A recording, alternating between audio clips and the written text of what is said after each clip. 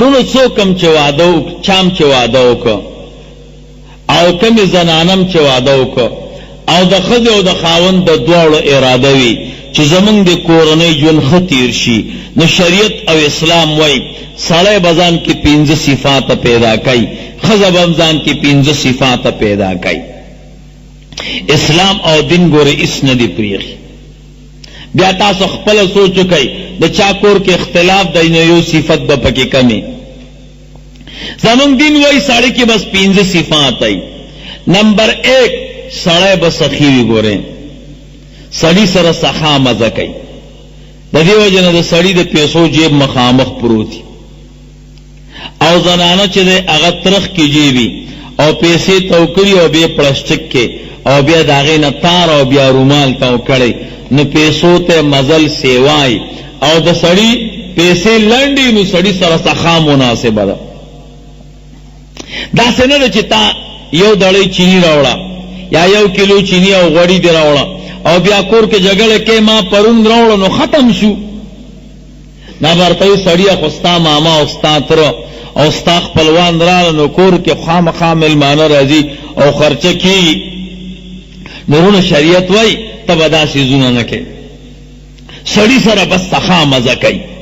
الله وایي سړی ځکه بهتر دی د ښځې نه چې سړی سخي دی او ښځه بخیله ده، نو سړی به سخي وي. نمبر 1 څومره جګړې چې دي نو اکثر په دې بخل باندې بنا دي.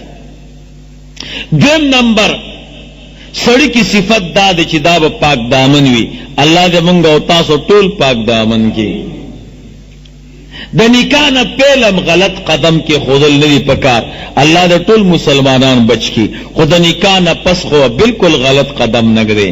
کم سړی چې غلط قدمونه ږدي بیکاره ځایونو ته ځي د الله او د شریعت نافرمانی کوي، داسې سړی د زنانو خوښ نه وي. ګورئ 3 نمبر صفت سړی به د خپلې پاکۍ خیال ساتي، پاکې جامې به اغوندي او غسل به کوي. داسې نه چې ستا د خولې نه بوی ځي او ترخونو نه بوی ځي. اکثر موږ سره لاس غاړه خلک میلو کي او غېږ کې نیولي پرېږدیم نه او د خولې نه بېکاره بوی ځي. نو زه یم چې الله دې پوه که خو پرېږده که نه، نو چې ستا د خولې نه بېکاره بوی ځي او ستا د ترخونو نه او د غوږونو نه او په دې سینه کې د خاورې پرتي، نو داسې سړی د چا چرته خوښي. نو شریعت وایي سړی به د خپلې پاکۍ خیال ساتي. حضرت عبدالله بن عباس رضی الله تعالی عنهما هغه فرمایي وی زه خپلې بیبي ته ځان داسې ښایسته کوم لکه بیبي چې خاوند ته ځان ښایسته کوي. دا 3 صفت. 4 نمبر صفت په سړي کې رونو دا دی چې د ښځو په کار کې به کار نه ساتي. دا بره ګیټ لوی ګیټ چې په کم کور ته لګېدلی د دې نه بهر ستا کار دا به د ښځو نه تپوس نه کې، د غټ ګیټ نه دننه دا د زنانو کار، دې کې به ته کار نه ساتې. ګورې بخاری شریف کې حدیث ته ایو زنانوی زوجی العشنقو ان انتقو طلقو و ان اسکتو علقو. زما خاوند د ښځو په کار کې کار ساتي. دا پیاله ولې ماته ده او دا کاسه ولې چیته ده او دا ترکاری دی ولې بیټې مخه پخ کړې ده او دا چې دی ولې نه پخ کړي. دې سیزونو کې به ګوتې نه وی. بس زنانو خپل پروګرام دی، تاله و پټیم باندې چې او روټۍ ملاوي. ورې کم سړی چې د ښځو په کار کې کار ساتي دا ګورې د کور د جګړې سبب ګرځېږي. 5 نمبر سړی له دا پکار دی چې سړی به عقلمند وي. ګورې هوښیار به زمونږ شریعت وایي لور خور چې ورکې عقلمند سړي ته به ورکې، قمقل سړي ته به نه ورکې. پهله به چې دی نو د هغه د عقل امتحان الې نو بیا به ورکې. قمقل سړی خو نه په ښه وي او نه په بد وي، که هغه پوډري شه او که چرسي شه او که نه کرکټي خو به خامخا وي. نو بیا ستا لور خور چرته ساتلی شي نو کار خراب وي. الله دې موږ او تاسو ټول عقلمند کړي. نو څوک هم چې واده کوي دا 5 صفاته به سړی ځان کې پیدا کوي. نمبر 1 پاک دامن بوي. نمبر 2 سخی بوي. نمبر 3 د ښځو په کار کې به کار نه ساتي.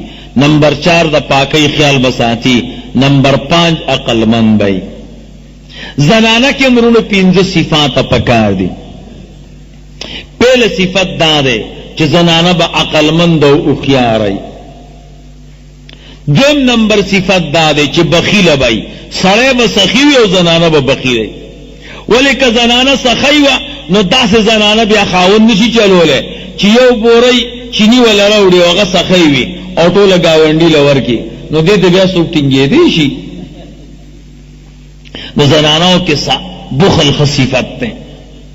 دریم نمبر صفت دا دی چې زنانه به د خپلې پاکۍ خیال به ساتي.